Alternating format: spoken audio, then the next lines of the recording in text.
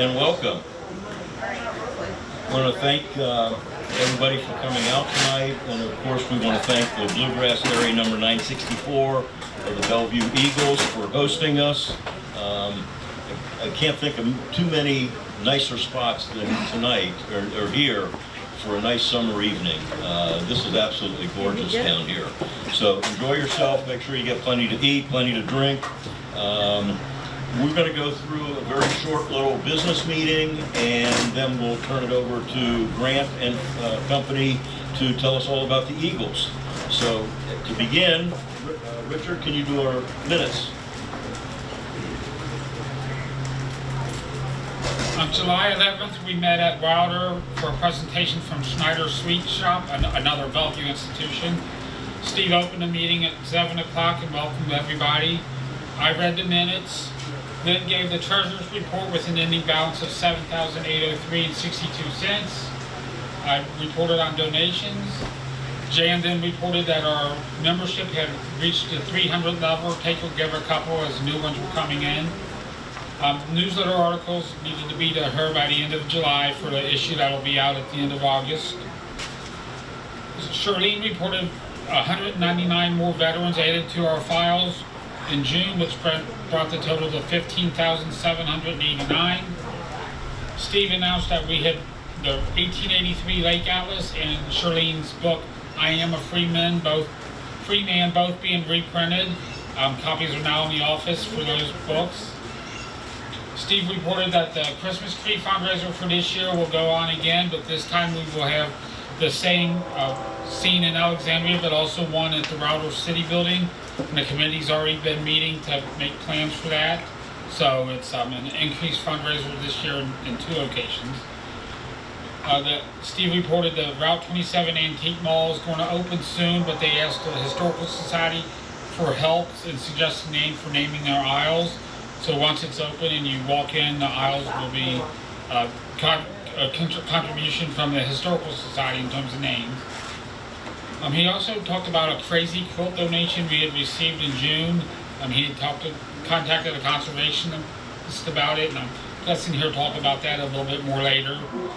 And then at 12 after 7, he turned the event over to Kelly and Jim and Jack from the Schneider Sweet Shop for a presentation and discussion of the history of that local business. And at 8:18, the meeting came to an end. For donations, I'll go ahead while I'm up here. Don and Sherry Spalding donated us some more Spalding family history information.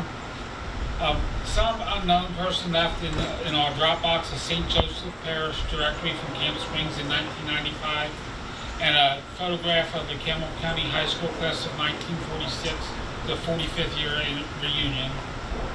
Janet Moore donated us an electric iron from Emerson Electric Appliance Inc. And Gregory Murphy donated us quite a few items, some photos, and a lot of information from the family of James and Clara Ann Campbell. There's a young man named Harold Campbell who graduated from Dayton High School in 1954, so we got a lot of information on his life. And those are our donations for this month. Okay. Thank you, Richard. We're going a little out of order here, but that's okay. Glenn, just to be expedient. Glenn is our treasurer, so here's our treasurer report. Hi, we opened the month with $7,803.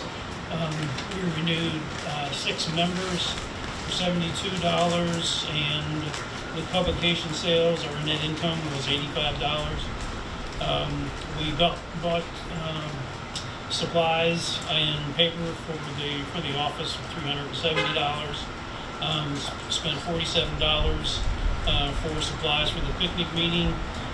Renewed our library insurance for $1,843. Printing costs for the I Am a Free Man book and the Atlas reprint was $950.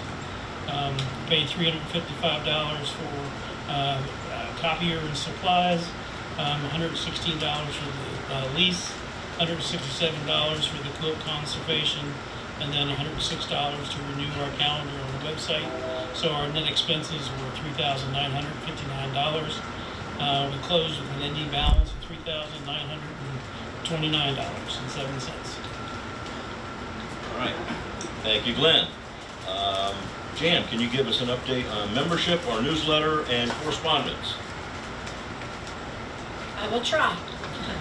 Membership is at 310 members, which we are very happy about.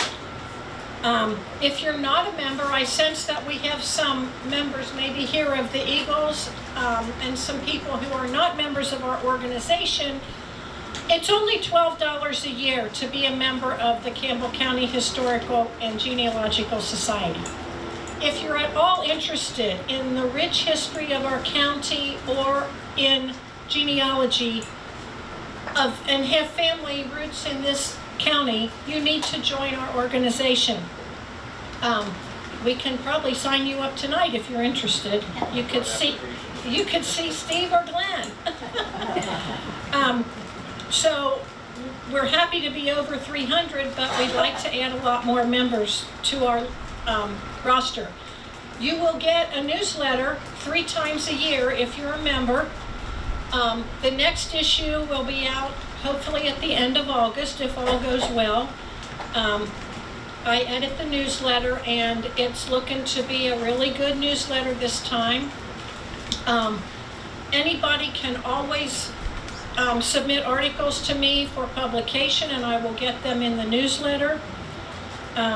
We have a student essay contest that maybe Charlene's going to talk about, but we put those essays, the winning essays, in the newsletter as well.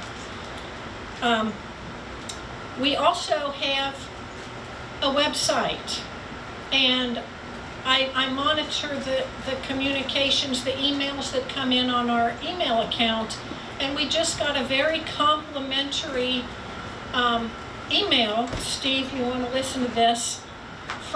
We have one international member, and his name is Patrick Blau, and he's my cousin because I'm related to the Blaus of Camp Springs, Kentucky.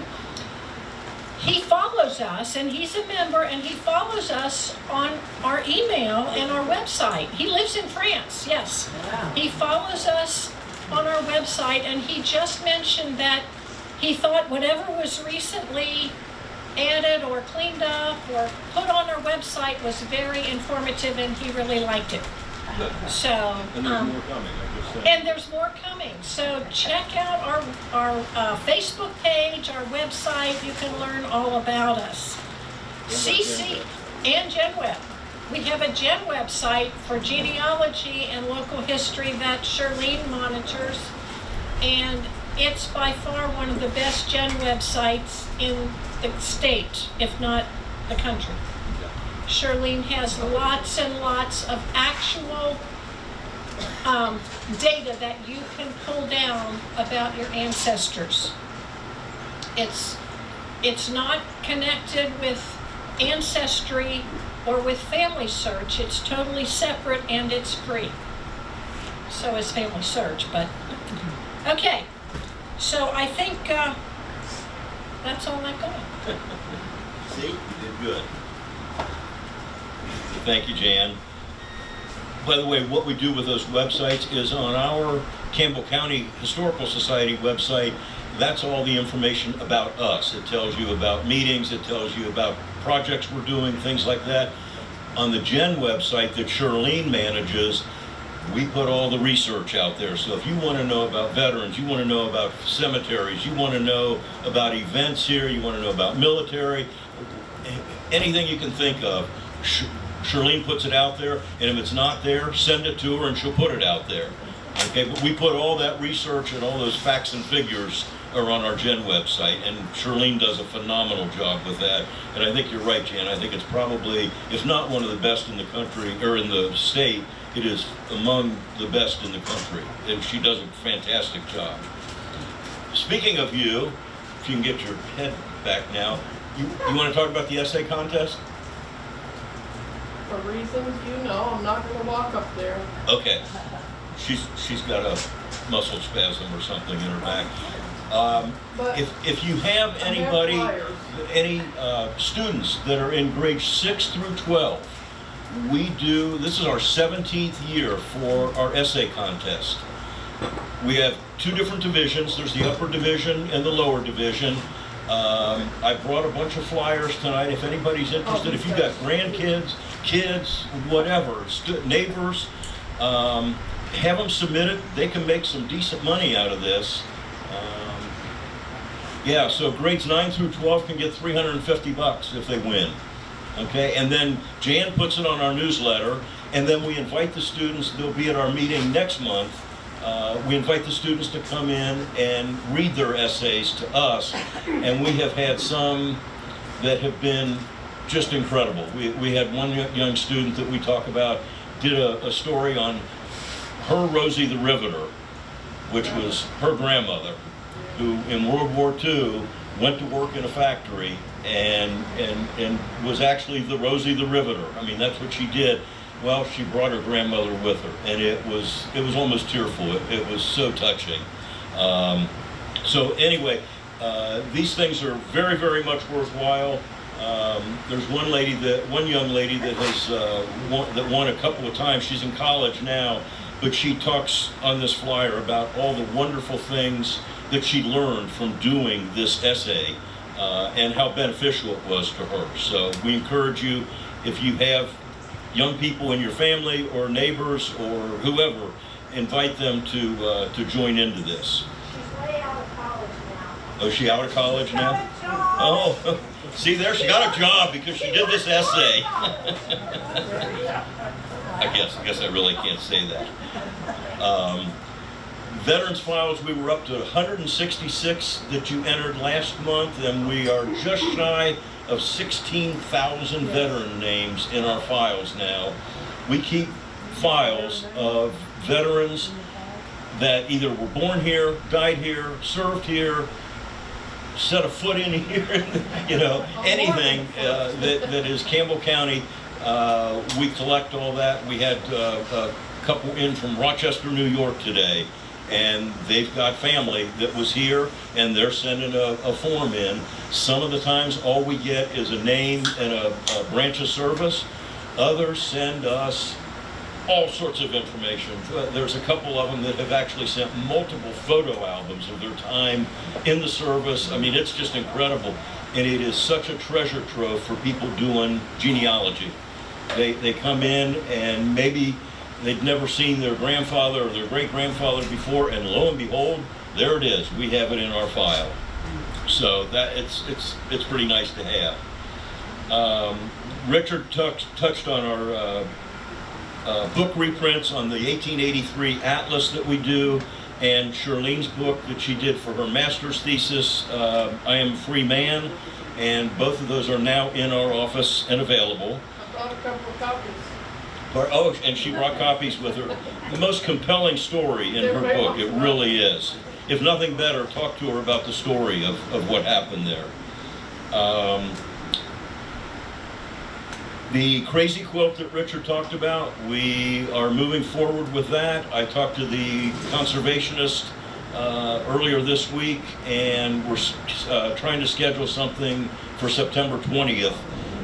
This crazy quilt is just absolutely incredible. We feel it goes back to about the 19-teens, and the problem on it is that a lot of the silk that's on there is deteriorating. The other fabrics are all really nice on it, but the silk is deteriorating, and there's a reason for that, but I won't tell you that right now. Well, if you want to know, tell me about, or see me afterwards.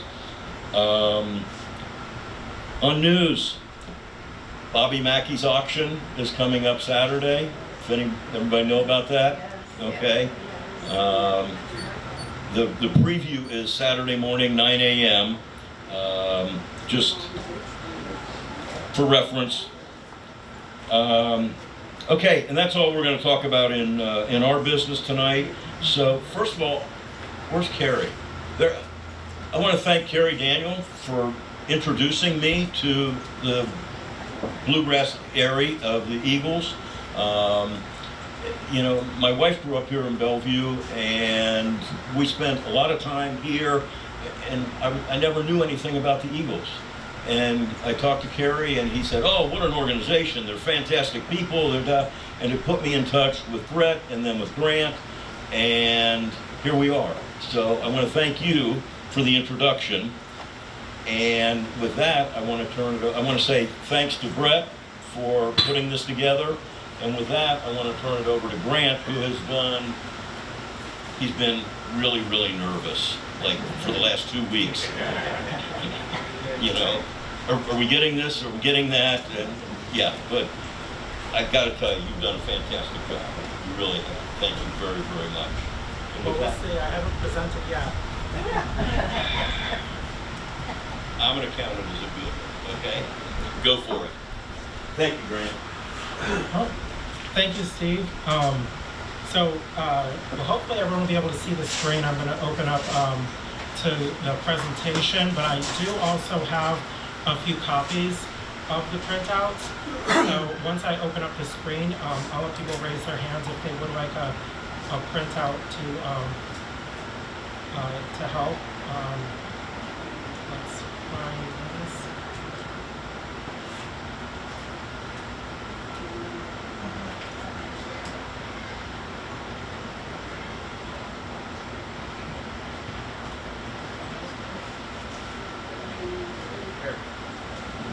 Okay.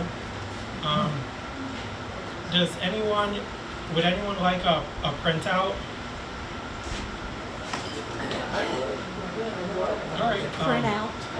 Here, Hillary will pass out printouts. Keep your hand on that printout.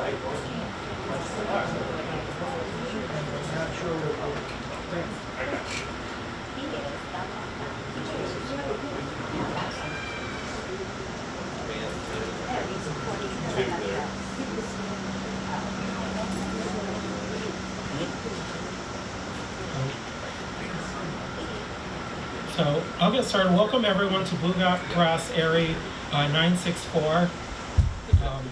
I'm Grant Hogan, a 3.5-year member of the club and a recently elected trustee. We welcome our honored guests from the Campbell County Historical Society and the local community. We're also joined by many Eagles members, including a number of officers. If you are an Eagles member, please raise your hand. I've seen it. Awesome. And so this is good to know. So if any members, any non-members are interested in learning more about the area afterwards, like such as people's personal experiences, I hope you can connect with them and learn about their experiences. Before we get into the presentation, please remember to silence your cell phones. And I believe the presentation will be filmed, just so you know. And you know, like we have volunteers registering non-members, which is how you're entered for the free door prize. So make sure that you see Pam at the table before we do the drawing after the presentation. And make sure you help yourself to the beverages and snacks by the porch. And the back door is open if you need drinks at the bar. Here's an overview of what I'll be covering in the presentation. First of all, you know, what we're about, what are the Eagles about? And then just, you know, the origins of the Fraternal Order of the Eagles, looking at it from the very beginning at a national level, so sort of from a macro level, work our way down to a micro level, like a high-level overview of our national activities over the years, including our charitable activities. I will then drill down into the history of the Eagles in Campbell County, particularly in Newport, Bellevue, and Dayton. We will also hear briefly from our charitable gaming, and then have a brief Q&A. And then we'll find out who wins the door prize. And then also, we would love if everyone would like to hang out afterwards and socialize, mingle a bit. But let's see. Moving to slide 2. Oh, shit.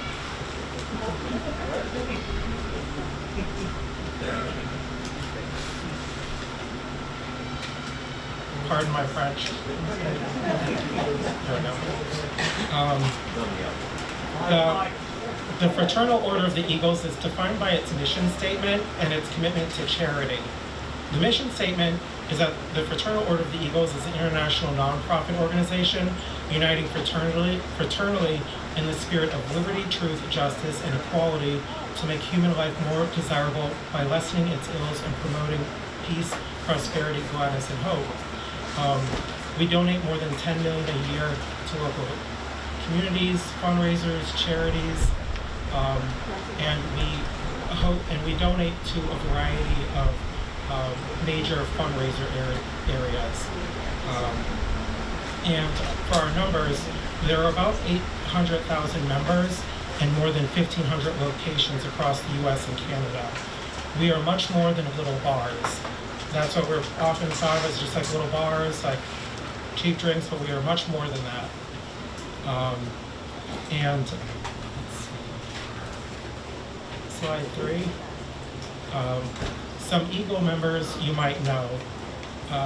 So we have at least, so many famous and influential people have belonged to the Eagles since its inception, so we're kind of a big deal.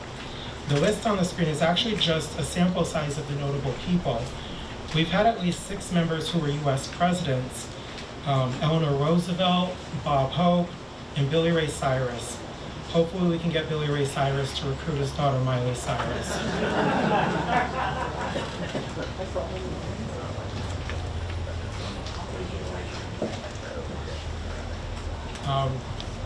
The very beginning, where it all started. The Eagles was founded on February 6th in 1898 by 6 Seattle theater owners who gathered to settle a musician's strike. They decided to continue meeting, and they named their new group the Order of Good Things, which eventually became the Fraternal Order of Eagles. By April, they formed the Grand Aerie, securing a charter and developed a constitution and bylaws. But real quick, what is an Aerie?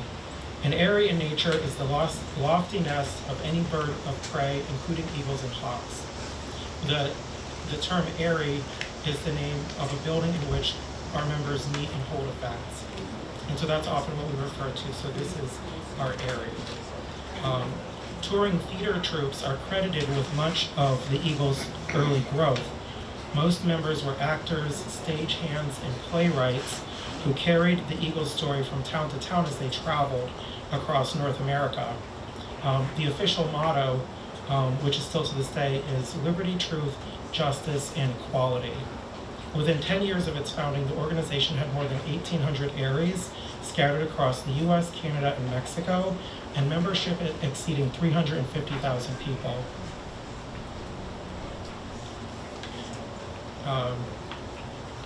So I know you wanted to know mostly about the Kentucky side, so I did a quick timeline of all the major national events, but we will drill into some of them just because some of the accomplishments of the Eagles have been very impressive in the last 100+ years. But some of the notable things is that the Eagles was one of the key champions for Mother's Day, the Social Security Act, the Jobs After 40 Act, establishing multiple major charity initiatives for a variety of interests, and funding a major diabetes research center. But as mentioned, I will cover a couple of those in more detail.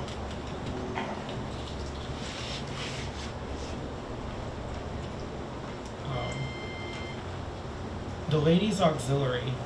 For years, women were accompanying the male members to the order for social events. As early as 1914, women were in attendance for the organization's Grand Aerie Convention, eventually inspiring them to create their own wing of the Eagles, the Ladies Auxiliary.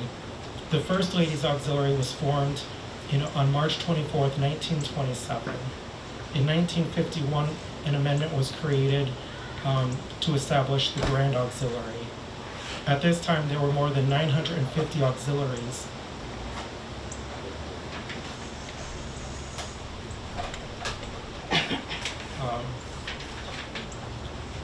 On slide 7, as mentioned, the Eagles at a national level was a key champion lobbying for the creation of the Social Security Act. and also the Jobs After 40 Act, protecting employment for seniors and Medicare.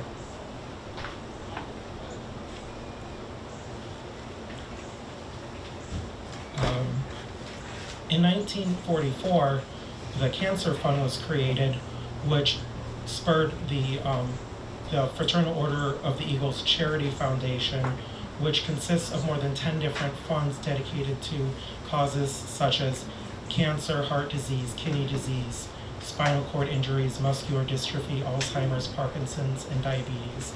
And what's really important, a lot of people, like, who gives to charity?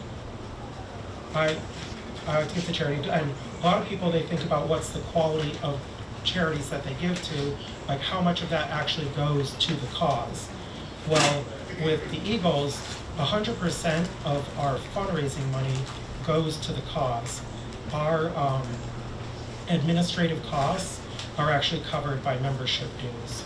So we cover the administrative costs, which is would put us in like a much higher tier, like a much higher quality for a nonprofit.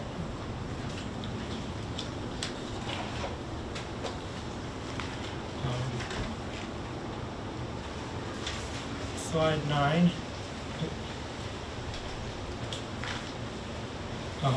In 1944, the Memorial Foundation was created to help Eagles members fighting in World War II, and it sort of developed over time to continue to develop all Eagles who passed away on the job. And as a side note, it's one of the things in addition to other benefits to being an Eagle. It's kind of like benefits you might see with joining AAA or other groups, but like much more comprehensive.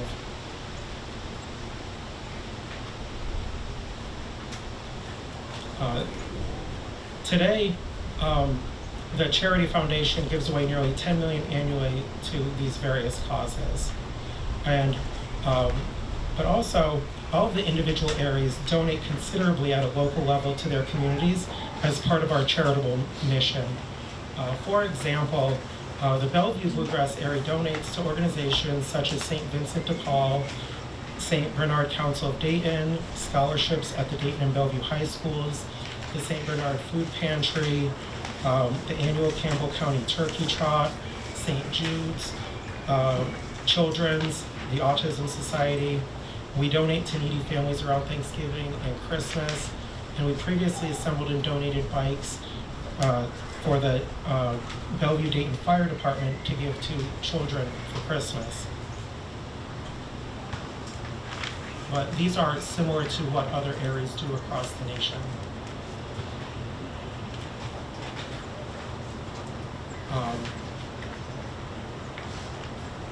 Slide 11. We have one of our most major projects at a national level is a $25 million research center for diabetes. And that was officially opened in 2014.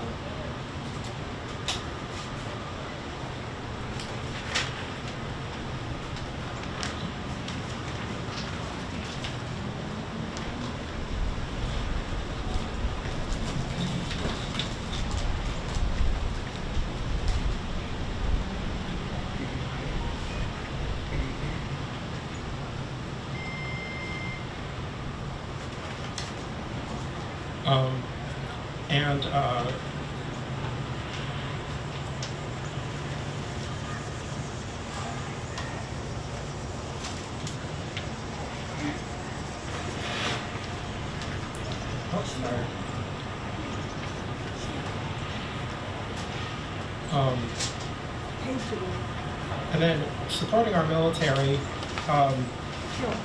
we have comprehensive programs for supporting military members. We have the first year of membership is free. We provide care packages to troops overseas, and we provide benefits to the children of member troops who lose their lives serving our country.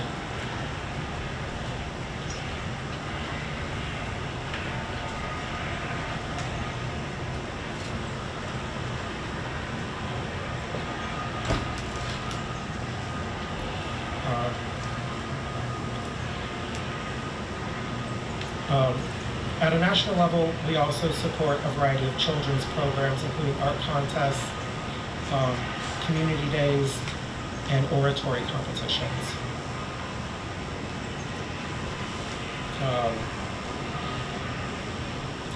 And then coming here with a professional experience in policy and compliance, I'm a huge fan of the Eagles' high standards. The Grand Aerie sets a comprehensive standard and provides assistance for clubs to support proper management, compliance, and maintenance of the true spirit of the Eagles.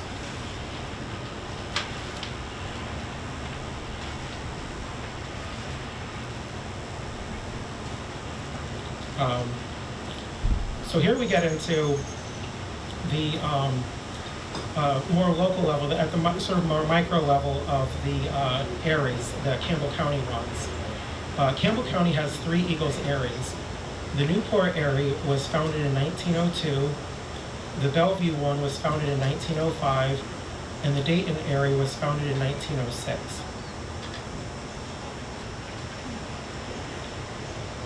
I apologize for the shuffling around. It's a little tough. I'm more of a mouse person versus the mouse pad.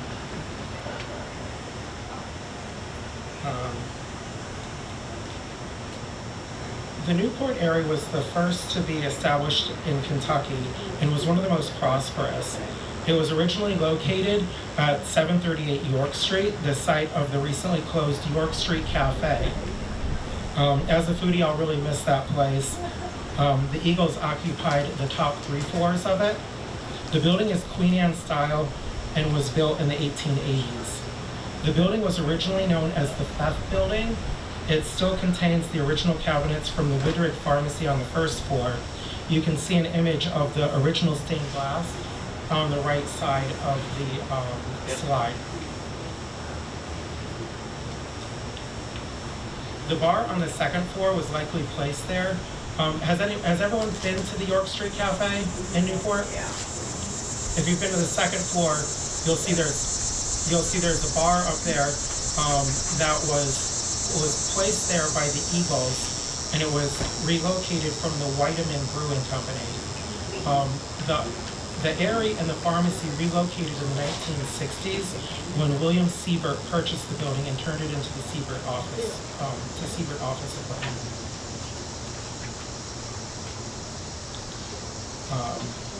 The Newport Aerie purchased its current location on 128th East 8th Street in Newport in the 1960s. The current location was built in 1906. The building was previously a family-owned grocery store called Monahoff, I believe.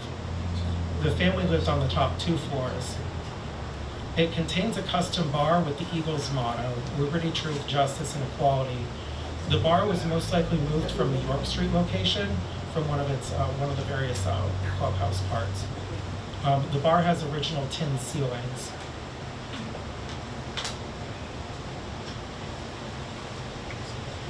And here we go, the Bellevue Bluegrass Aerie.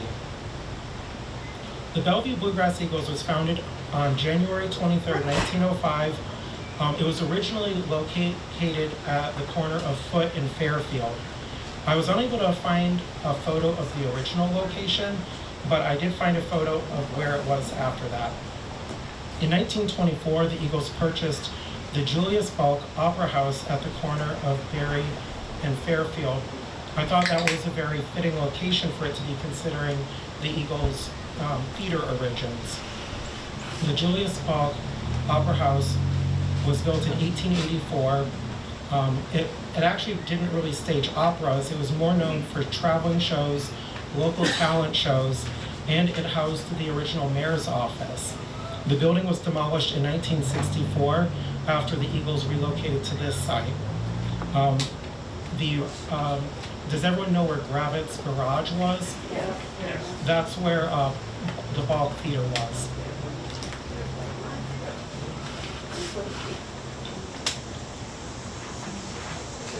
Oh, and the picture below here on this slide, that is soldiers in front of the Aerie after World War II.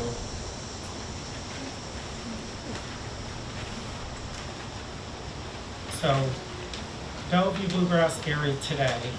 The current Bellevue Eagles, we're at 409 Frank Benke Way. This location used to be a boat repair shop. And we moved here in the early 1960s. We're located next to Bellevue Beach Park, the site of Bellevue's former beach and bathing facilities. The parking lot is the location of a home that burnt down. The Bellevue bathhouse was further down. Because of our proximity to the river, there has been a history of occasional flooding. The last major flood was in 1997. But the proximity to the river is also its greatest attraction.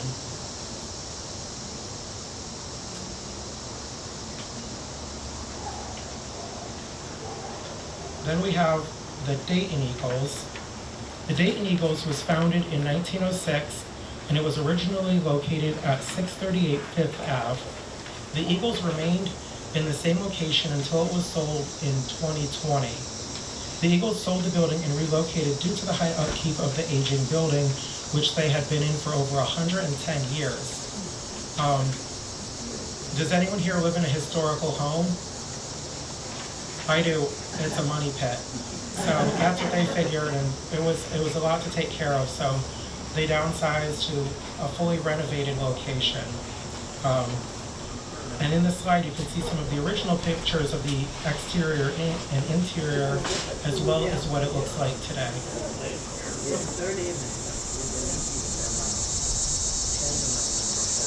The current Dayton Eagles is located at 1101 3rd Ave, the former Kenton Cafe, which was previously owned by an Eagles member.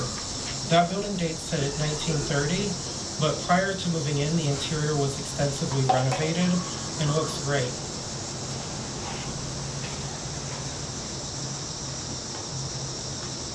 So we're in the home stretch. Hopefully I didn't talk too long. So I was just going to give an overview of some of the last few things we will talk about. So one of the things is all three locations has gaming. It's charitable gaming. That's one of the ways that we raise a lot of money for charity. So I'd like to introduce Tommy Kidwell and Erica Walters from Aerie and Lancaster Gaming. And then we'll have a brief Q&A. I'll have some closing remarks, and then we'll find out who wins the door prize. Hi everybody, Erica had to leave, so it's just me. So charitable gaming, basically, we partner with charities across the state of Kentucky to bring them in more money for opportunities to help charities move further.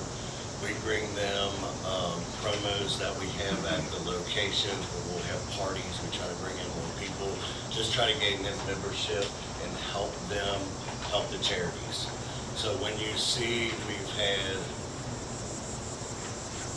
closer, is that better? So if you guys ever see pull tabs have been around forever. Bingo, Queen of Hearts, we do all of those. We have a company that does all our paper for us, but newly to the state, they've been here for about 1.5 years now. We have the casino machines.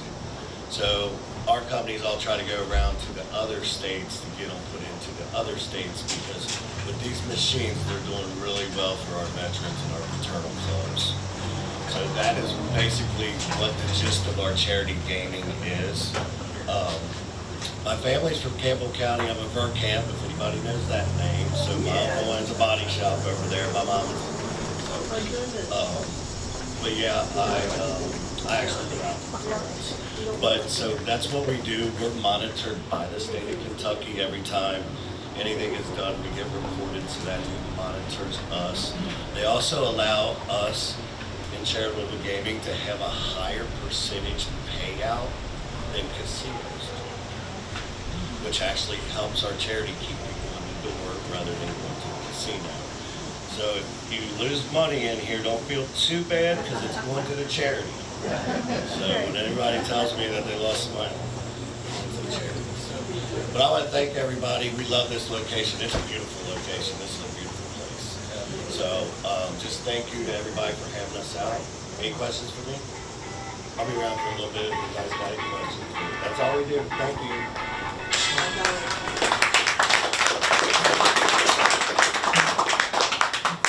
does anyone have any questions about the Eagles? Oh, yes, sir. You said something about that early on that there was a lot of performers and such that were involved in the Eagles. Is that true even for local locations? Or you said so early on with it was performer based. Is it still current today? Was that the question? Well, whether it was even local locations or a lot of performers. I had a grandmother who had a brother who was supposed to have volleyball. It was early on in the first couple decades. That was where it mostly started, from my understanding, from my research. And it was a lot of like playwrights, stagehands, a lot of like kind of like the infrastructure side of it, from what I understand, who traveled around with the shows and shared stories of the Eagles and kind of inspired the Aeries to be founded in various locations.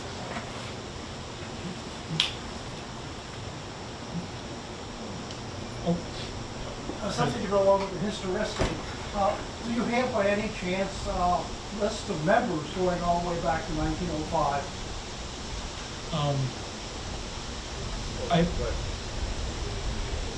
I would have to follow up with that.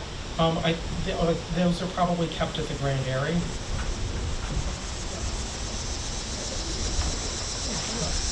Just to kind of answer that, we have families that have been here from the beginning of the Aerie that continue now as their children, their great-grandchildren, whatnot. I mean, so we travel through the generations with several families.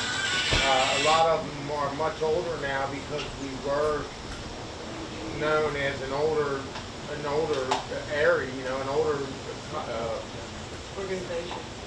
place. So, you know, now we're trying to get back into the younger, and we have found that some of the younger groups from the older families are coming back now into the Aerie and realizing why their grandparents, their great-grandparents, their great-great-parents were here. So, I mean, that's just to kind of elaborate on that question. And sir, you had a question? Yeah, who can become a member of the F.O.E.?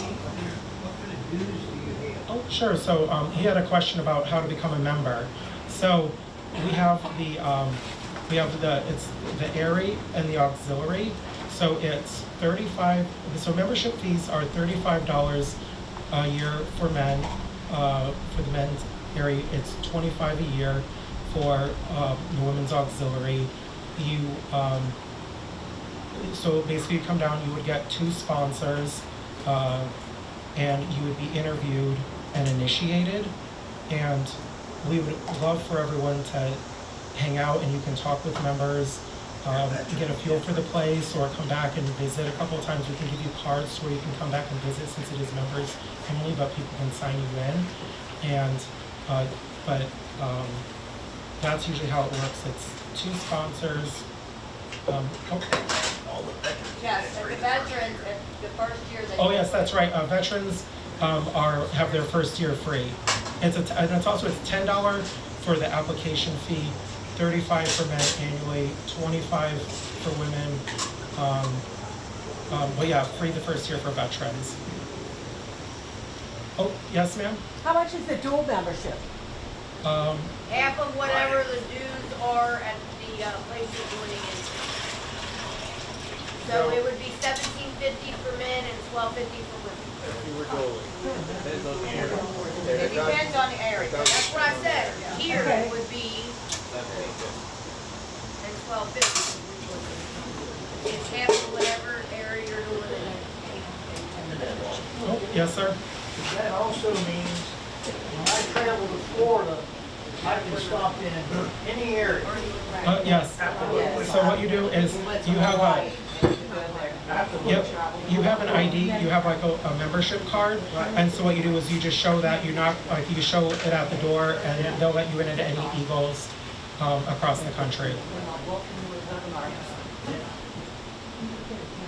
Yeah, it's great. I've traveled to a bunch, and we do bus trips annually where we'll go visit other Eagles around like Ohio and Kentucky, and like they'll throw parties for us. We just show our IDs. I go up to, I'm from Massachusetts, So I went and visited one in Springfield, Massachusetts, and that was great to see like a totally different Aerie. You guys look inside, what's the license plate? Oh yeah, we trade license plates.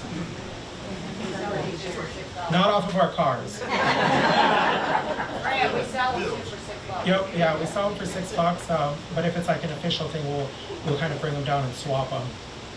You know, when you get older, sometimes if you don't put it on a list, you forget to talk about it. Okay, that happened to me. We also do a fundraiser every year with Christmas trees. Anybody ever seen our Christmas trees down in Alexandria in the courthouse? Yes. It's pretty incredible. Yeah. This year we're growing. We're going to do Alexandria and we're doing Wilder in front of the city building. Okay. My goal is one day, I don't know, maybe somebody else will have to do it after me. We have it in every city in the county. That would be fantastic. But Sheila and Tom Everson and where's Sharon? Oh, and Sharon Schumacher over here. They're taking the lead on the Wilder location, and what's your name? Mark and Deanna are still filling in and doing the Alexandria location. I have flyers. Trees are the same price this year as they were last year. These are really neat. We buy a tree for you. We put lights on it. You come and decorate it with your ornaments or what have you. We also do a sign that goes on there, so you can do one in memory of somebody, in honor of somebody, the name of your business, you know, whatever you want to put on that sign. We'll put it on there, and then from right after Thanksgiving till the first week of January, they're lit every night. And there's a big tree lighting that we do. This year we're doing Alexandria on the Sunday night after Thanksgiving, and we're doing Wilder on the Monday night after Thanksgiving. And then, you know, we bring cookies and all sorts of stuff. Glenn usually brings popcorn and all sorts of goodies. And I think last year, we had a couple hundred people there last year at Alexandria. So, and we're hoping for as good an attendance at Wilder this year. So if you're interested, let me know. I have flyers here that have all the details and have the application on the back side of it. Upcoming meetings. Next month, the rest of the year we're at Wilder, okay?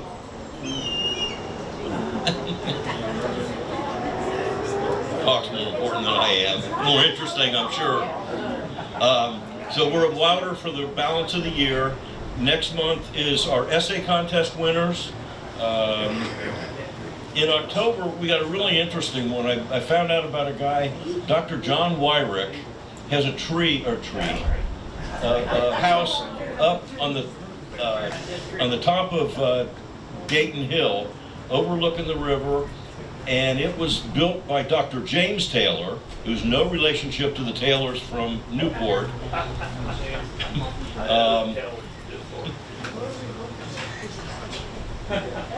Dr. James Taylor started the first dental school in Cincinnati in this area.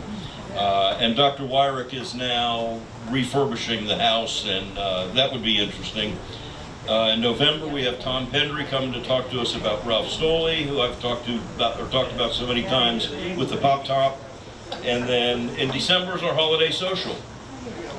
And with that, I'm finished, and you can all watch the Falcon.